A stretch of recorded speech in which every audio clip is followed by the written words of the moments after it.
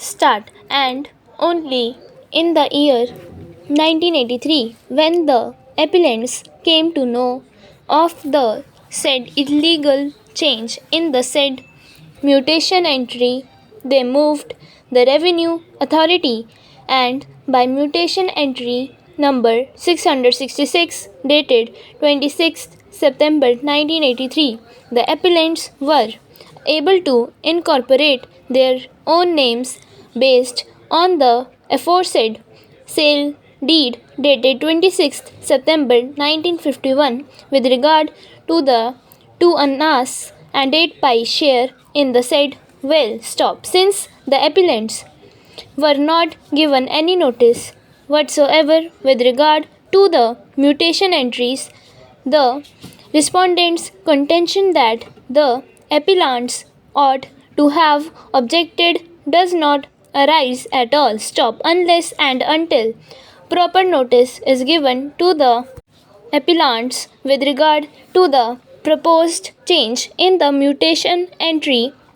There was no case for the appellants to raise any objection. Against this lower appellate court's order dated 16th November 1989, the present second appeal has been filed. Stop. The learned counsel for the appellants had raised two substantial questions of law, which mutation entry by itself does not confer any title or illegal status with regard to any immovable property, the co-owner cannot claim an order of injunction against another co-owner with regard to the property owned jointly. It is an admitted position that as per sale deed dated 26 September 1951, the appellants herein are the owners with regard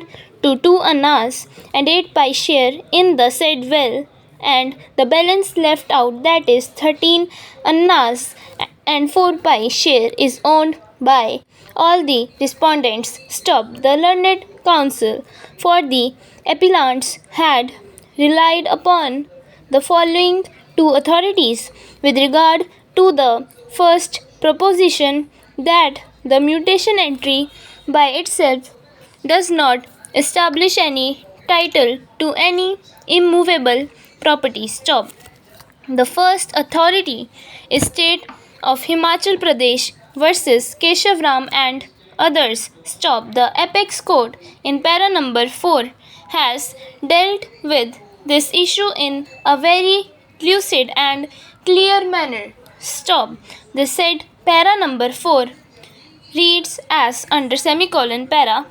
In the view of the rival contentions, the question that arises for consideration is whether the plaintiffs have been able to establish their title, and the courts below were justified in declaring plaintiffs' title. Stop. As has been stated earlier, only piece of evidence on which the courts below relied upon to decree the plaintiff's suit is the alleged order made by the assistant settlement officer directing correction of the record of right. Stop. The order in question is not there on record. Full stop.